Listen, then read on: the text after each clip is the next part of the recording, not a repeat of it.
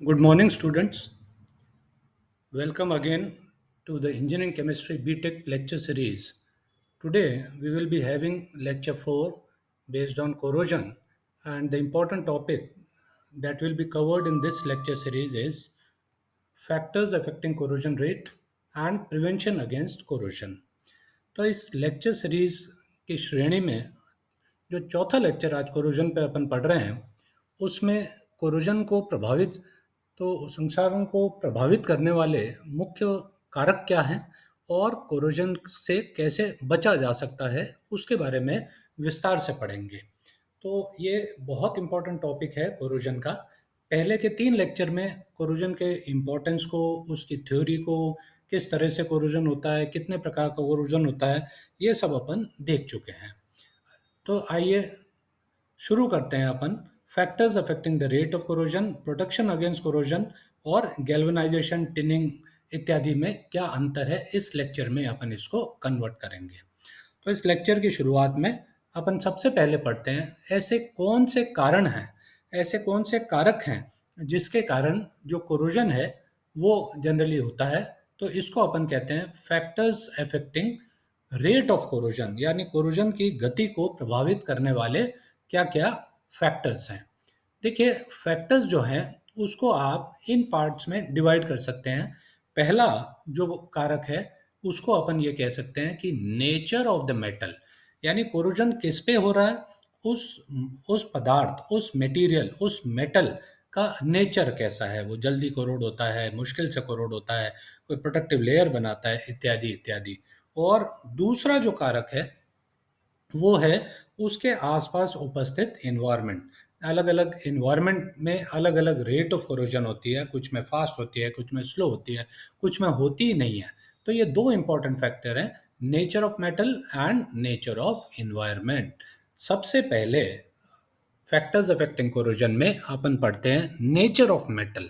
देखिए, जब nature of metal की बात करती है तो इन फैक्टर्स पर ये डिपेंड करता है। सबसे पहले, जैसा कि आपको बताया हुआ है कि इलेक्ट्रोड पोटेंशियल, ये सबसे इम्पोर्टेंट कारक है जो डिटरमाइन करता है कि मेटल का कोरोजन होगा या नहीं होगा। देखिए, इसमें इम्पोर्टेंट चीज़ अपने को जो ध्यान रखनी है वो है उनका इलेक्ट्रोड पोटेंशियल।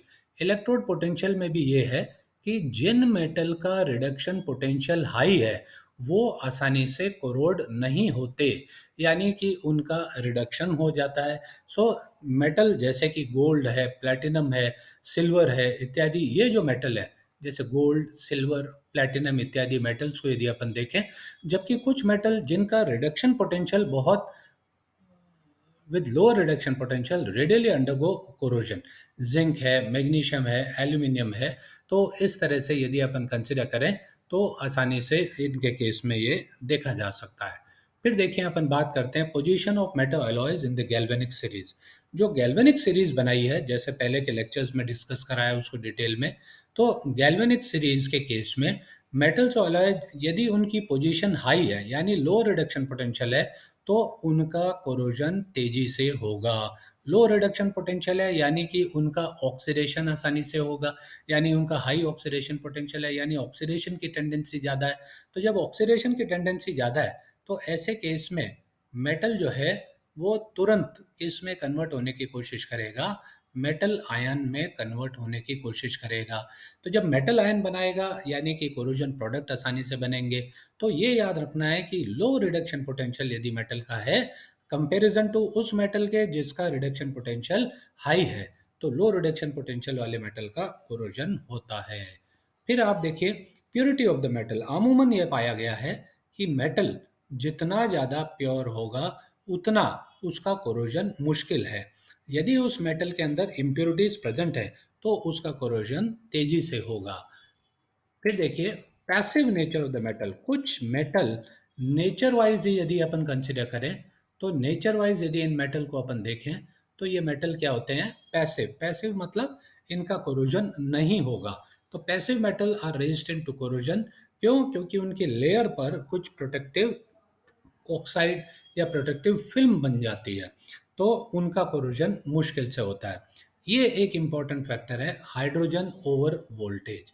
देखिए, हाइड्रोजन ओवर वोल्टेज को समझने के लिए अपन इस इक्वेशन को देखते हैं कि यदि मेटल में H प्लस आयन है तो H प्लस आयन वो गेन करेंगे मेटल आयंस यदि सॉल्यूशन में प्रेजेंट है और क्या बनाएंगे हाइड्रोजन। यदि ये प्रोसेस कौन सा प्रोसेस है, ये प्रोसेस है रिडक्शन। तो रिडक्शन का प्रोसेस कहाँ होता है, इलेक्ट्रोलाइटिक सेल में कैथोड पर होता है। यदि ये प्रोसेस हो रहा है तो इलेक्ट्रॉन ले रहा है, इलेक्ट्रॉन ले रहा है तो कौन दे रहा है, मेटल, यानी मेटल का ऑक्सीडेशन होगा। तो यदि मेटल का ऑक्सीडेशन मेटल आयन बना पा रहा है, वो आयन तब बना पा रहा है जब हाइड्रोजन आयन मिलकर इलेक्ट्रॉन के साथ हाइड्रोजन गैस आसानी से बनाती है। तो इसीलिए यदि हाइड्रोजन गैस बनने की क्षमता ज़्यादा है उस सिस्टम में तो मेटल का कोरोजन निश्चित है। इसको हाइड्रोजन ओवर वोल्टेज के माध्यम से समझा जा सकता है। Reduction in the over voltage of corroding metal accelerates the corrosion rate. So when a cathode reaction is hydrogen evolution type, metal with lower hydrogen over voltage on its surface is more susceptible for corrosion. यानी उसका lower hydrogen over voltage है तो hydrogen की बनने की क्षमता तीव्र होगी और वो मेटल का आयन में कन्वर्ट होना आसान होगा। Since the liberation of hydrogen gas is easy at the condition, hence the cathodic reaction is very fast and this in turns makes the anodic reaction very fast. Hence the rate of corrosion increases. Higher the over voltage, less is the corrosion. तो hydrogen over voltage जितना कम होगा corrosion की rate उतनी ज़्यादा होगी। Physical state of the metal ये भी एक इम्पॉर्टेंट फैक्टर है। आप ये देखेंगे कि स्मूथ जितना सरफेस होगा उतना कोरोजन की रेट क्या होगी, कम होगी। लेकिन यदि सरफेस रफ है, पॉकेट्स हैं, छेद हैं, खुरदुरा सरफेस है, तो उसके केस में मेटल का कोरोजन तेजी से होगा। फिर देखिए कोरोजन जब होता है तो ये एक और इम्पॉर्टेंट फैक्टर है, rate of removal of corrosion product. तो मान लीजिए कोई मेटल का सरफेस है, ठीक है, और उस मेटल के सरफेस पे कोई कोरोजन प्रोडक्ट बनता है। अब यदि वो मेटल सरफेस से वो कोरोजन प्रोडक्ट रिमूव हो जाए तो फ्रेश मेटल एक्सपोज होता है वापस उस एजेंट को जो कोरोजन कॉज कर रहा है। तो जितनी तेजी से मेटल सरफेस से कोरोजन प्रोडक्ट निकलेगा, चाहे वो वाटर सोल्यूबल हो, चाहे वो वोलेटाइल हो, है ना, या पपड़ी के फॉर्म में निकलता है, तो कोरोजन जो है वो तेजी से होगा। फिर relative area of anodic and cathodic area, ये भी एक इम्पॉर्टेंट फैक्टर है कि एनोडिक और कैथोडिक एरिया जो है वो रिलेटिव एरिया डिपेंड करता है। कोरोजन रैपिड और लोकलाइज है यदि एनोडिक एरिया स्मॉल है। ये याद रखने की बात है कि एनोडिक एरिया यदि स्मॉल है कोरोजन का रेट फास्ट है। क्यों? क्योंकि कोरोजन की जो करंट डेंसिटी है इन स्मॉलर एनोडिक रीजन में ज़्यादा है। जब करंट डेंसिटी ज़्यादा है तो प्रोसेस ऑफ कोरोजन फास्ट होगा। फिर relative coverage of surface by the corrosion product, same उदाहरण है कि मान लीजिए आपका कोई मेटल का सरफेस है और कोरोजन का प्रोडक्ट बनकर उसको ढक देता है, तो अब एजेंट अंदर नहीं जा सकता फ्रेश मेटल की तरफ। तो कोरोजन का क्या होगा, यहाँ पर कम होगा। ये पिलिंग बेडवर्थ रूल में भी अपन इस चीज को आसानी से समझ चुके हैं। Nature of the surface film, nature of surface film बहुत इंपॉर्टेंट चीज है। ये पहले भी अपन देख चुके हैं कि जो टाइप्स ऑफ कोरोजन है और उसमें मैकेनिज्म थ्योरी ऑफ कोरोजन है उसमें भी देखा, if the corrosion product formed is stable, यदि ये स्टेबल हो गया, इनसॉल्युबल हो गया, नॉन पोरस हो गया, तो वो मेटल को ढक देगा, उसको प्रोटेक्ट करेगा, तो इसीलिए वो कोरोजन नहीं होता। एग्जाम्पल के लिए टाइटेनियम, एल्यूमिनियम, क्रोमियम इत्यादि। If the corrosion product porous है, वोलेटाइल है, सॉल्युबल है, तो और ज़्यादा कोरोजन होगा, जैसा कि आयरन, जिंक और मैग्नीशियम में देखा जाता है। अब आप देखिए ये तो था मेटल के नेचर पे डिपेंड करने वाली चीज़ें। अब अपन देखते हैं नेचर ऑफ इन्वायरमेंट। इन्वायरमेंट की जब बात करते हैं तो उसमें जनरली मॉइस्चर, आसपास उपस्थित गैसेस, तापमान इत्यादि। पहला टेम्परेचर। तो टेम्परेचर यदि देखें तो रेट ऑफ कोरोजन टेम्परेचर के सापेक्ष मतलब इंक्रीज होता है टेम्परेचर, तो रेट ऑफ कोरोजन भी बढ़ेगा। ह्यूमिडिटी, जितनी ज़्यादा उसमें ह्यूमिडिटी या नमी रहेगी उतने ज़्यादा इलेक्ट्रोकेमिकल सेल बनने की संभावना ज़्यादा है, और जितना ज़्यादा इलेक्ट्रोकेमिकल सेल बनने की संभावना है उतना कोरोजन फास्ट होगा। प्रेजेंस ऑफ इम्प्योरिटी, इम्प्योरिटीज यदि प्रेजेंट है आसपास एनवायरनमेंट में तो जो इलेक्ट्रोकेमिकल सेल का जो मीडियम है वो कंडक्टिंग हो जाएगा। कंडक्टिंग मीडियम होने के कारण करंट का फ्लो जो है आसानी से होगा उस इलेक्ट्रोकेमिकल सेल में। तो तापमान, ह्यूमिडिटी, प्रेजेंस ऑफ इम्प्योरिटी, फिर पीएच वैल्यू, जैसा पहले भी आपको बताया कि पीएच का मीडियम पे बहुत ज़्यादा इफेक्ट है। मीडियम एसिडिक है तो अलग मैकेनिज्म है, न्यूट्रल या अल्कलाइन है तो अलग मैकेनिज्म है। एसिडिक पीएच है तो जनरली रेट ऑफ कोरोजन बढ़ जाता है। फिर ये अमाउंट ऑफ ऑक्सीजन वाली चीज़ है, इसको भी आपने देखा था कि यदि ऑक्सीजन प्रेजेंट है तो वो चैन का निर्माण करता है, जो कंसंट्रेशन सेल कोरोजन है उसका निर्माण बनता है। Decay of metal occurs at anodic part and the cathodic part of the metal जो है वो प्रोटेक्ट हो जाता है। तो ऑक्सीजन इन द एटमॉस्फेयर यदि इंक्रीज होगा, रेट ऑफ कोरोजन भी बढ़ेगा, यानी कंसंट्रेशन सेल कोरोजन बनना चाहिए। फिर velocity of ions which flow in the medium, यदि ये वेलोसिटी ऑफ आयन फास्ट है तो इलेक्ट्रोकेमिकल सेल कोरोजन जो है वो फास्ट होगा। फिर यदि डिफरेंशियल ऑक्सीजन है, यानी कि formation of oxygen concentration cell ज़्यादा है तो तेज़ी ज़्यादा होती है इसकी, तो रेट ऑफ कोरोजन भी बढ़ जाएगा।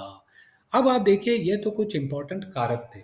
इस लेक्चर का दूसरा पहलू वो है कारक। आपको मालूम है, मेटल के कारण, एनवायरनमेंट के कारण, तो इनको कंट्रोल करने के लिए मेटल को किस तरह से कंट्रोल करा जाए, मेटल के टेक्सचर को किस तरह से कंट्रोल करा जाए, क्या ऐसे रीजन्स है जिसको कंट्रोल करें तो वो फैक्टर कंट्रोल हो जाए जिसमें मेटल के कारण कोरोजन हो रहा है।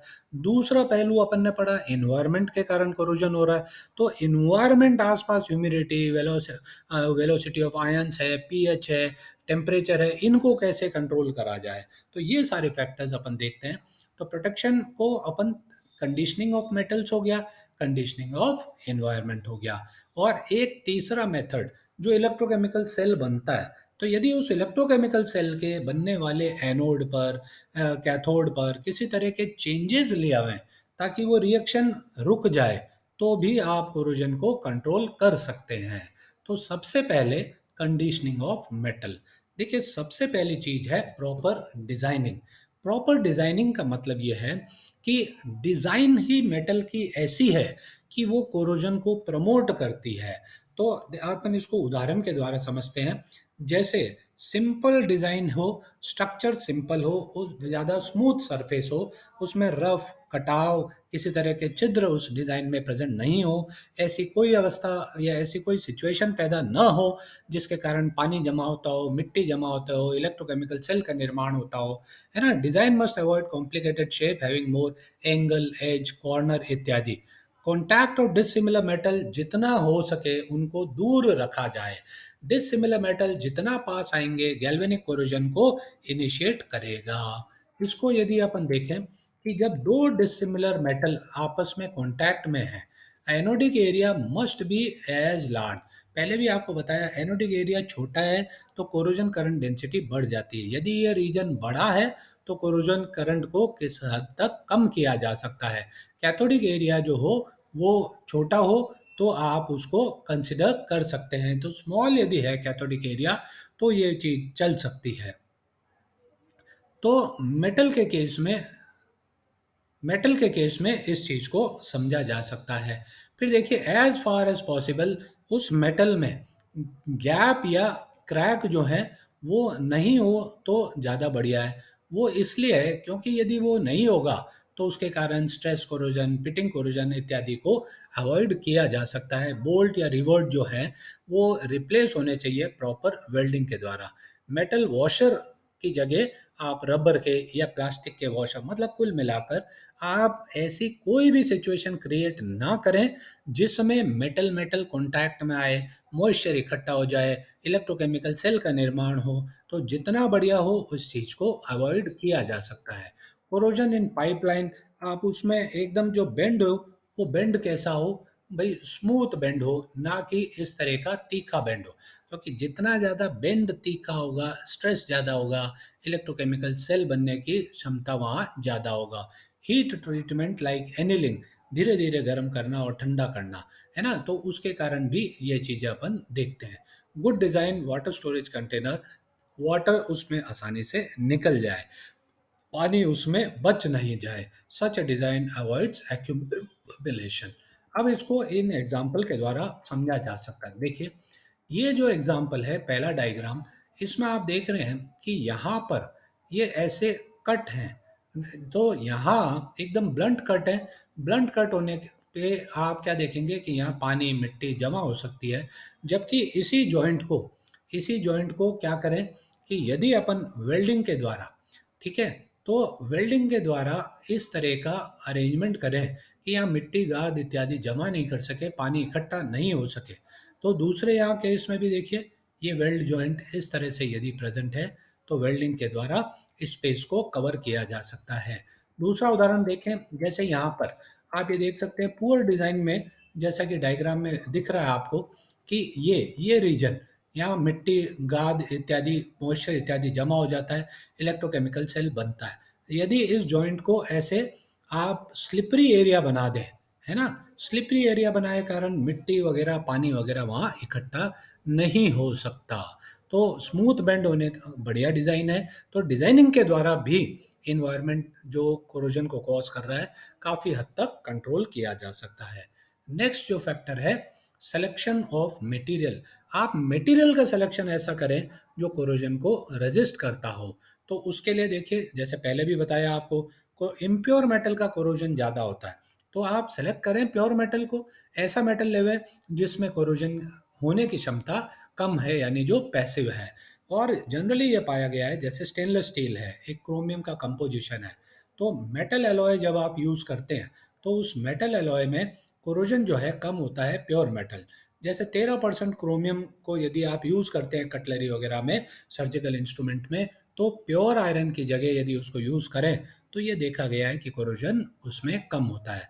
Passivation, passivation method surface modification का है। पीस ऑफ आयरन को आप डिप करते हैं नाइट्रिक एसिड में, तो नाइट्रिक एसिड में जब डिप करा तो वो ऑक्सीडाइज हो गया आयरन। सरफेस ऑफ आयरन जो होगा यूनिमोलिकुलर लेयर ऑफ ऑक्साइड बन जाता है, जो ट्रांसपेरेंट भी है और उसको प्रोटेक्ट करता है।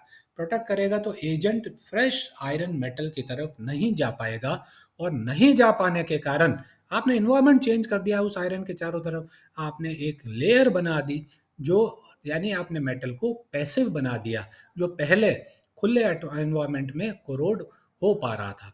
फिर इसी तरह से कोटिंग की मदद से, तो देखिए कोटिंग भी एक इम्पॉर्टेंट चीज़ है जिसमें सरफेस पे आप प्रोटेक्टिव कोटिंग करते हैं। इसको आगे डिटेल में और पढ़ेंगे। ये फिजिकल बैरियर की तरह काम करता है। किस किस के बीच में?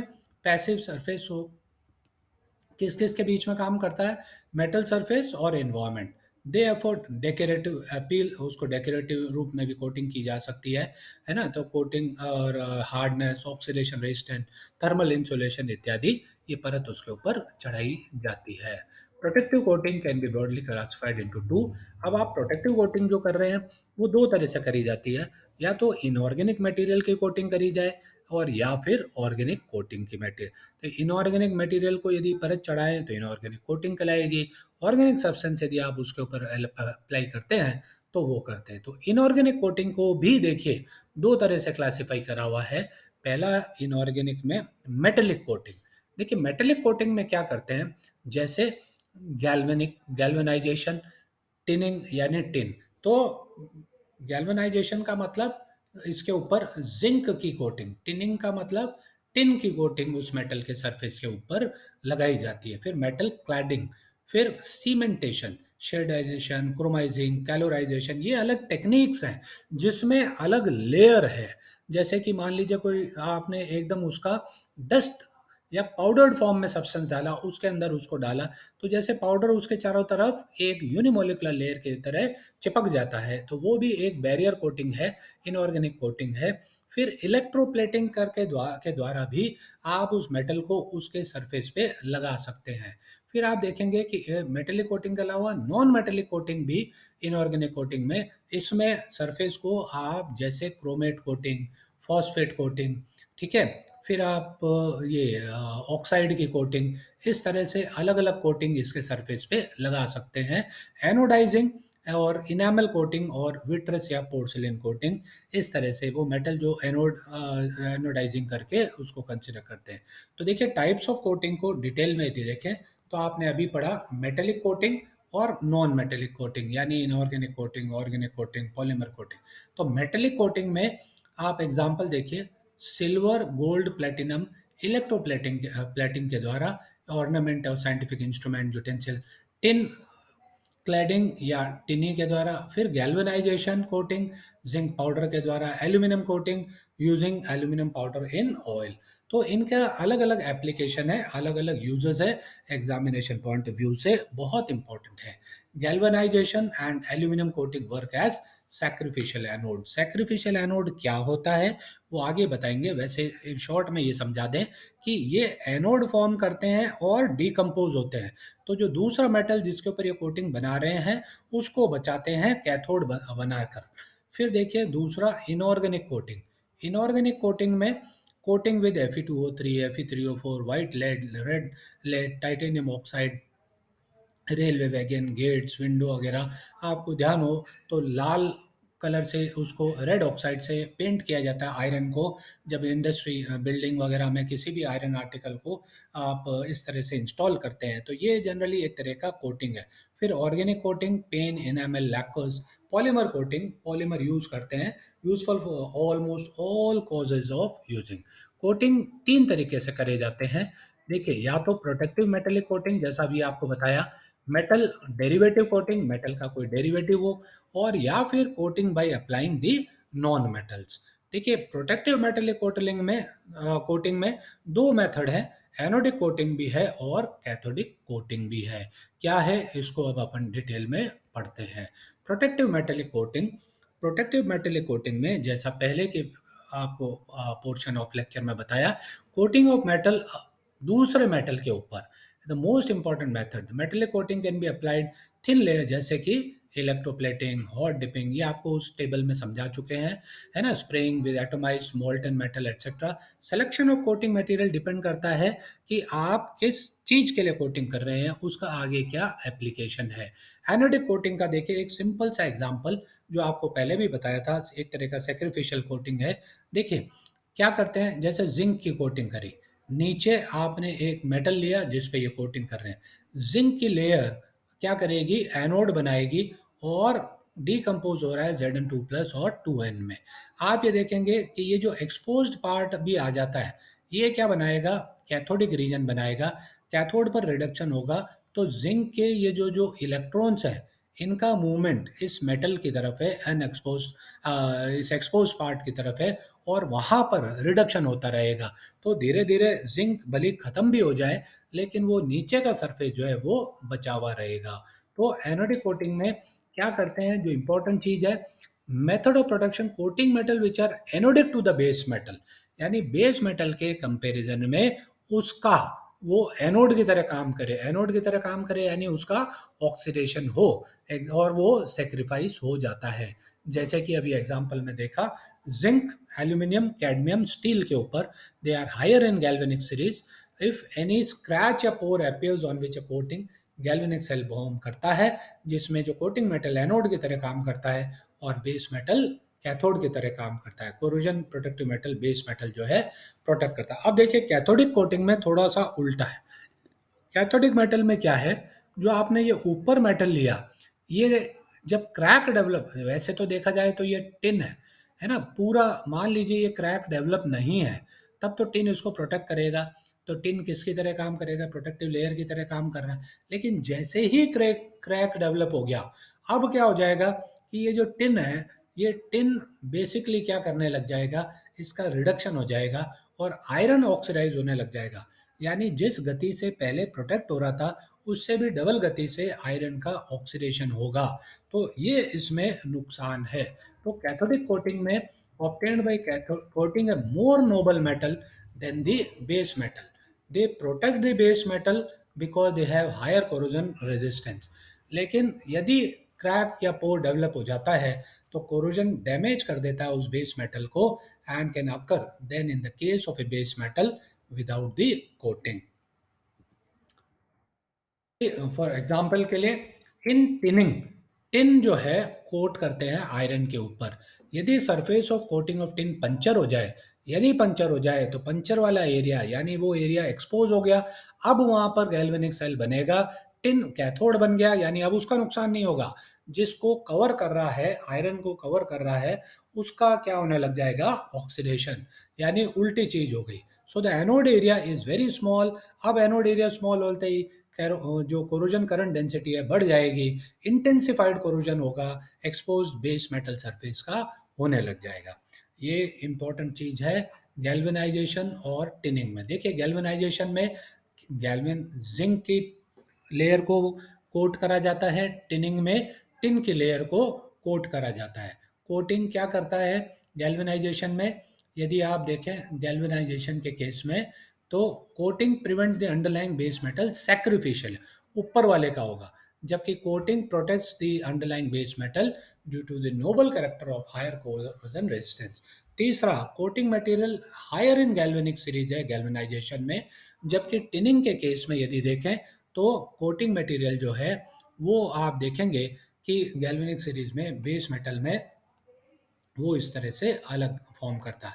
और चौथा point, in case of scratch या डिसकंटिन्यू हो जाए तो भी क्या करेगा, वो सेक्रीफिशियल तरीके से प्रोटेक्ट करता रहेगा। लेकिन टिनिंग में यदि स्क्रैच या डिसकंटिन्यूस हो जाए तो कोरोजन बेस मेटल का एक्सिलरेट हो जाएगा। अब गैल्वेनाइजेशन को अलग से यदि अपन देखें तो इट इज़ अ प्रोसेस जिसमें जिंक की लेयर को उसके ऊपर लगाया जाता है।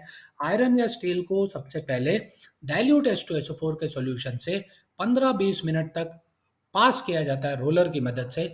इस प्रक्रिया को पिकलिंग कहते हैं। स्टील को फिर धोया जाता है पानी से, जितना एक्सेस जो सल्फ्यूरिक एसिड है वो निकल जाता है, और फिर उसको ड्रायर की मदद से सुखाया जाता है। फिर मेटल शीट को मोल्टन जिंक की लेयर से पास करते हैं 425-430 पे। Surface of the bath is covered with ZnCl2 flux to prevent the oxide formation.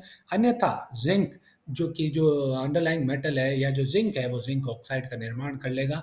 Metal sheet को फिर पास करते हैं pair of hole rollers which remove excess of zinc. ठीक है, 65 और कूल्ड, आप इसको इस डायग्राम से आसानी से समझ सकते हैं। देखिए पहला सल्फ्यूरिक एसिड के साथ में 60 या 80 डिग्री सेंटीग्रेड पे पास किया जाता है पिकलिंग। फिर आप देखेंगे कि दूसरे में वॉशिंग बाथ से पास किया जाता है, जो एसिडिक इम्प्योरिटी रिमूव करी जाती है। फिर इसको रोलर की मदद से आप इसको ड्राइंग चैम्बर से पास करते हैं। फिर क्या करते हैं कि एक फ्लक्स से पास करते हैं, जो उसमें से फिर किसी तरह की इम्प्योरिटीज को रिमूव, ये ऊपर डाला है फ्लक्स प्रेजेंट है यहाँ पर, और नीचे मोल्टन जिंक है। फ्लक्स ZnCl2 का जो फ्लक्स है वो फर्दर जिंक को ऑक्सीडाइज नहीं होने देता। अब इसी लेयर को क्या करते हैं, आगे पास करते हैं रोलर से, और एक निश्चित मात्रा में जिंक की लेयर उसके ऊपर रह पाती है, और जो एक्सेस जिंक है वो क्या करेगा, नीचे यहाँ कलेक्ट होता जाता है, और फिर इसको गैल्वेनाइज शीट को आप आगे एनेलिंग चैम्बर से पास करते हैं। तो ये तरीका किसका था, गैल्वेनाइजेशन का। तो गैल्वेनाइजेशन का उपयोग आयरन इत्यादि में, रूफिंग शीट में, wire, pipe, nail, bolt, screw, bucket, tubs इत्यादि ये जो यूटेंसिल है इनके ऊपर जिंक की परत चढ़ाने के लिए काम आता है, ताकि उन पे कोरोजन ना हो। डिफेक्ट ये है कि जो गैल्वेनाइज्ड यूटेंसिल्स है ना, उनको खाना बनाने के काम में नहीं लाना। ये इंपॉर्टेंट पॉइंट है। खाना बनाने के लिए काम में नहीं लेते हैं क्योंकि ये उसमें डिसॉल्व हो जाता है, पॉइजनस है। टिनिंग, टिनिंग के केस में भी देखिए एक इसी तरह से है, जिसमें कि इसको cleaned iron sheet is passed through a bath of molten flux, then passed through a tank of molten tin, and finally through a layer, जिसको डायग्राम के द्वारा ऐसे समझाया जा सकता है। आप देख रहे हैं कि इसको एक मोल्टन टिन के द्वारा यहाँ पर पास कर रहे हैं, और फिर फाइनली इसको यहाँ अलग प्रोसेस से a cleaned iron sheet is passed through a bath of molten flux, then passed through, इसको पास करते हैं किसके किसके द्वारा, a tank of molten tin, and finally through a layer of palm oil which protect hot tin coated surface against the oxidation। तो food stuff वगैरह के लिए टिन के पैकिंग वगैरह। अब ये याद रखना है कि टिन में क्रैक यदि डेवलप हो जाए तो नुकसान करेगा। तो मेटल, ठीक है, तो ये टिनिंग और गैल्वेनाइजेशन का अंतर था। मेटल डेरिवेटिव कोटिंग जो नेक्स्ट एग्जांपल है इसके प्रोटेक्शन का, उसमें ये है, एक तो था प्योर मेटल। प्योर मेटल में आपने क्या लिया, जिंक और टिन लिया। लेकिन अब क्या कर रहे हैं, मेटल का डेरिवेटिव, जैसे एल्यूमिनियम से Al2O3 बनाया, इसको कोट करते हैं एनोडाइज्ड एल्यूमिनियम, जो मेटल, अंडरलाइंग मेटल को फिर प्रिवेंट करता है ऑक्सीजन और वाटर के साथ रिएक्ट करने में। इसी तरह से कॉपर कार्बोनेट कॉपर पे यदि डालते हैं तो वो फर्दर उसको कोरोजन से प्रिवेंट करता है। फिर नॉन मेटल अप्लाई कर सकते हैं। नॉन मेटल में इंपॉर्टेंट है एनामल, पेंट, रेजिन, वार्निश इत्यादि। Surface coating, chromate coating, phosphate coating, oxide coating, anodizing, enamel coating, lacquers, enamels इत्यादि, ये एग्जाम्पल है। अब देखिए organic coating. Organic coating generally करते हैं सरफेस पे, ये बैरियर की तरह काम करता है जो, और डेकोरेटिव भी रहता है। एक्सटेंट डिपेंड करता है किस पर, गैस, सॉल्ट, वाटर, किसकी इम्परमेबिलिटी पे डिपेंड करता है। फिर chemical inertness to the corrosive environment पे, गुड सरफेस एडिशन पर। तो पेंट्स, ये सबसे कॉमन एग्जांपल है कोरोजन से प्रिवेंट करने का। तो पेंट्स के केस में प्रोटेक्टिव लेयर बनाते हैं ये इसके सरफेस पे।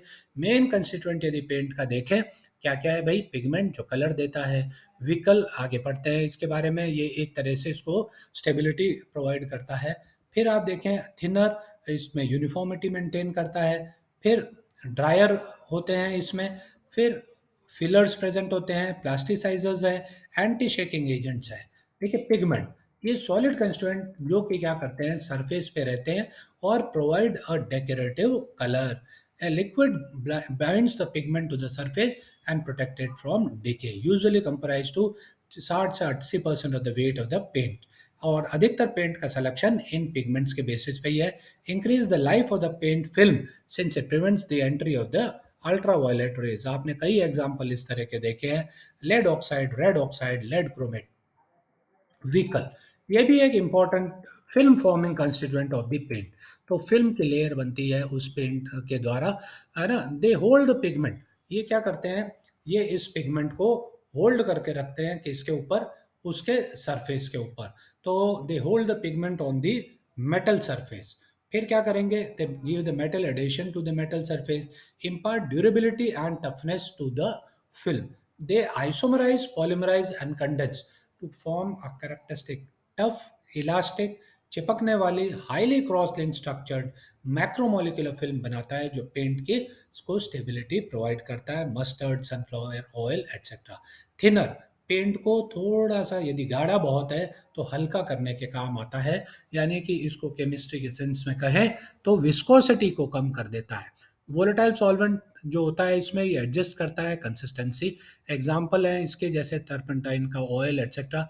Remain permanently in paint and varnish, improve the elasticity, suspend the pigment in the paint, turpentine oil, mineral spirit, xylol, kerosene, etc. तो ये कुछ एग्जाम्पल हैं। Fillers, they are inert material, ये क्यों करते हैं use, to improve the property, जैसे कि इम्प्रूव करते हैं इसके प्रॉपर्टी, कॉस्ट भी इसकी रिड्यूस करते हैं। जो फिल्म के केस में कई बार छोटे छोटे गैप्स रह जाते हैं उसको फिल करने के ये काम आते हैं। Increase the random arrangement of the pigment particle, improve the durability of the film. Talc है, चौक है, सिलिका है, ये सारे इसमें मिलाए जाते हैं। Drying of the oil film is accelerated. अब ये ड्रायर, ड्रायर जो है उसको ड्राई करने से बचाता है। Drying time drier is added, oxygen carrying catalyst है। तो कंडेंसेशन, ऑक्सीडेशन, पॉलीमराइजेशन, बोरेट है, रेजिन है, इस तरह के सब्सटेंस डालते हैं। फिर जो सबसे इंपॉर्टेंट चीज है, पूछा जाता है, plasticizers and anti skinning agent, they remain permanently in paint and varnish, they improve the, क्या इम्प्रूव करते हैं ये, elasticity, elasticity of the film को, क्रैकिंग ऑफ द फिल्म को। Anti shaking agent prevent the gelling and skinning, पपड़ियाँ जो उतरती है उसको प्रिवेंट करते हैं। तो तो tricresyl phosphate, triphenyl phosphate, dibutyl tartrate etcetera, ये केमिकल एडिटिव उसमें डले हुए आते हैं पेंट में। अब आप देखिए, एक तो था कंडीशनिंग ऑफ द मेटल, फिर आप देख रहे हैं कंडीशनिंग ऑफ द इन्वायरमेंट। तो इनहिबिटर को यूज करा जाता है। तो एक ऐसा इनहिबिटर है जो इन्वायरमेंट को मेटल से इंटरेक्ट करने में इन्वर्ट करता है। Substance when added in small quantity to the aqueous corrosive environment effectively decrease कर देगा corrosion of the metal is called as inhibitor. It is also termed as a chemical additive. दो तरह के हैं, कैथोडिक और anodic inhibitor. Adsorption type inhibitor भी होते हैं। अब आप देखिए cathodic inhibitor, cathodic inhibitor reduce the diffusion. हाँ, ये कैथोड पर होने वाली रिएक्शन को, कैथोड पर कौन सी रिएक्शन हो रही है, H प्लस आयन का रिडक्शन। तो H प्लस आयन उस कैथोड मेटल सरफेस की तरफ नहीं जा पाएगा। तो वहाँ पर क्या करते हैं आप, बाई रिमूवल ऑफ, तो कुछ इस तरह के बेस डाल देंगे जो H प्लस आयन को वहाँ पहुँचने नहीं देगा। ऑक्सीजन यदि प्रेजेंट है, वो ऑक्सीजन भी इलेक्ट्रॉन गेन करके वो एच आयन का निर्माण करती है। तो आप कुछ सब्सटेंस जैसे सोडियम सल्फाइड डालते हैं, सोडियम सल्फाइड सोडियम सल्फेट में कन्वर्ट हो जाएगा। तो elimination of O H minus ion precipitate कराकर कोई सब्सटेंस डाल दिया जो ओ एच आयन के फॉर्म में उसको प्रेसिपिटेट कराता है।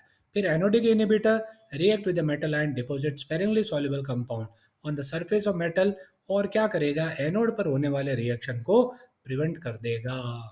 एड्जॉर्प्शन टाइप इंडिकेटर, ये जनरली क्या करते हैं, ऑर्गेनिक कंपाउंड्स है नाइट्रोजन सल्फर के, जो कोटिंग बना लेंगे एनोड पर थ्रू देयर एड्जॉर्प्शन, ये इनहिबिट करेंगे। जनरली इनमें कार्बोक्सिलिक और अमीनो समूह होता है, सोडियम बेंजोएट ग्लिसरॉल इत्यादि। मॉडिफाइंग द एनवायरनमेंट, अब एनवायरनमेंट को और मॉडिफाई करने के लिए जैसा आपको बताया ऑक्सीजन, फिर आप ये देखेंगे का removal, addition of specific substance, ammonia, sodium hydroxide. सबसे important method electrochemical control, cathodic protection method. इसमें कैथोडिक प्रोटेक्शन मेथड में दो इंपॉर्टेंट मेथड है, इम्प्रेस्ड करंट कैथोडिक प्रोटेक्शन और सैक्रिफिशियल एनोडिक प्रोटेक्शन मेथड। यही दो सबसे इंपॉर्टेंट मेथड हैं। देखिए सबसे पहले कैथोडिक प्रोटेक्शन मेथड में जो मेन प्रिंसिपल है, मेटल टू बी प्रोटेक्टेड को बिहेव कराया जाता है कैथोड बनाकर। देखिए क्या होता है, जब आप उसको कैथोड बना रहे हैं तो कैथोड पर कैथोड पर क्या होगा, रिडक्शन। रिडक्शन का मतलब यदि मेटल किसी तरह से ऑक्सीडाइज हो गया तो वो उसका वापस क्या होगा, रिडक्शन होकर वो मेटल में कन्वर्ट होगा। तो देखिए क्या होता है, इसको डायग्राम से समझते हैं कि कैथोड बनाने के लिए आप क्या करेंगे, एक इस तरह का एसी लाइन बैटरी सोर्स जो है, ये इस तरह का बैटरी सोर्स लगाते हैं। तो जो कैथोडिक करंट नॉर्मली हो रहा था, जिसमें मेटल एनोड की तरह काम कर रहा था, उसमें आपने करंट फ्लो विपरीत दिशा में करवा दिया। यानी जो मेटल पहले एनोड की तरह बिहेव कर रहा था, आपने उस मेटल को कैथोड की तरह बिहेव करवा दिया। तो कैथोड की तरह जब उसको बिहेव कराया, तब देखिए क्या हुआ कि in this method impressed current through DC source is applied in a opposite direction, which affect and convert the earlier corroding metal from anode to cathode। उससे क्या होगा, जिस मेटल का पहले ऑक्सीडेशन हो रहा है वो कैथोड में कन्वर्ट हो जाता है। तो इसीलिए ये मेथड कॉमनली काम में आता है लार्ज स्ट्रक्चर के लिए। इस तरह से ये काम में आता है। पाइपलाइन जो है, जैसे मान लीजिए प्रोटेक्ट हो गया और वो जो दूसरा सब्सटेंस है एनोड बना दिया, वो उसका क्षय होता रहेगा। फिर सैक्रिफिशियल एनोडिक प्रोटेक्शन मेथड, ये भी एक इम्पॉर्टेंट मेथड है। देखिए इसको आप ऐसे समझे कि मान लीजिए ये पाइपलाइन है, इसको मुझे प्रोटेक्ट करना है, तो इसको मैंने एक ऐसे मेटल से कनेक्ट कर दिया जो खुद क्या कर रहा है, एक सैक्रिफिशियल एनोड की तरह काम कर रहा है। जब एनोड की तरह काम करेगा, जैसे मैग्नीशियम है, तो वो मैग्नीशियम क्या करेगा, Mg+2 आयन बनाएगा। और पाइपलाइन का क्या होगा, वहाँ पर पाइपलाइन जो है उसका रिडक्शन होगा। रिडक्शन होने के कारण वो फाइनली क्या होगा, बचा हुआ रहेगा। तो ये एक इम्पॉर्टेंट मेथड है सैक्रिफिशियल एनोडिक मेथड। तो आप देख सकते हैं, पढ़ सकते हैं इसमें, metal to be protected connect करते हैं ज़्यादा एक्टिव मेटल से।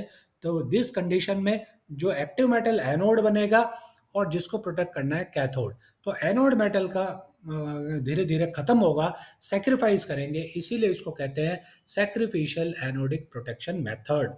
Railway track, petroleum carrying pipeline इत्यादि इस मेथड के द्वारा प्रोटेक्ट किया जाता है।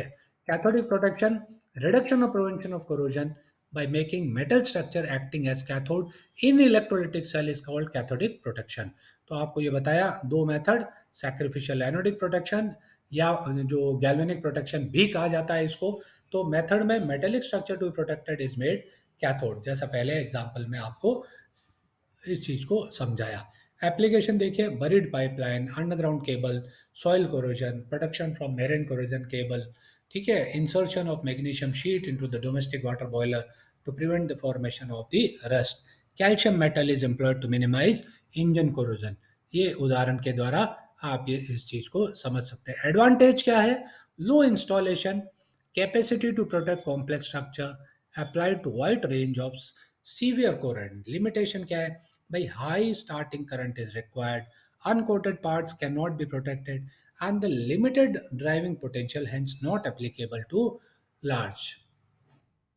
तो सैक्रिफिशियल एनोडिक मेथड और इम्प्रेस्ड करंट मेथड का अंतर समझ में आना चाहिए।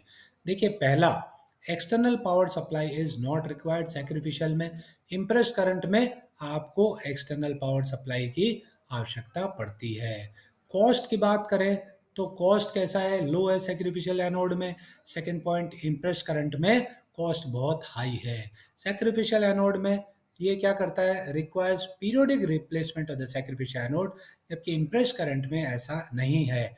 सैक्रिफिशियल एनोड मेथड में soil and microbiological corrosion effect are not considered, जबकि इम्प्रेस्ड कोरोजन मेथड में सॉइल और microbiological corrosion effect are taken into account. Sacrificial anode method, पांचवा point, this is the most economical method. Impress current method well suited किसके लिए, large structure long term operation. छठा point देखें, sacrificial method में suitable method when the current requirement and the resistivity of the electrolyte बहुत कम है, जबकि impress current method में suitable method even when the current requirement and the resistivity of the electrolytes are high. ठीक है, तो ये जनरली मेथड जो देखे अपन ने, तो इस लेक्चर में बेसिक चीज जो अपन ने सीखी वो ये था कि किस तरह से आप कोरोजन के क्या क्या फैक्टर्स हैं जो कोरोजन को इफेक्ट करते हैं, उसकी रेट को बढ़ाते हैं, और उन्हीं कारणों को ध्यान में रखते हुए आप उस कोरोजन को कंट्रोल कैसे कर सकते हैं। यदि वो कारण जिसके कारण रेट ऑफ कोरोजन बढ़ती है उसको यदि अपन कंट्रोल कर पाए तो कोरोजन को कंट्रोल किया जा सकता है। तो इस लेक्चर के द्वारा एक इम्पॉर्टेंट टॉपिक था कोरोजन का, जिसमें the rate affecting corrosion and control of corrosion को विस्तार से पढ़ाया गया। नेक्स्ट लेक्चर्स में अपन ये सीखेंगे कि अल्टीमेटली किस तरह से आगे क्या क्या केमिकल रिएक्शंस हैं जो इस कोरोजन में होती हैं।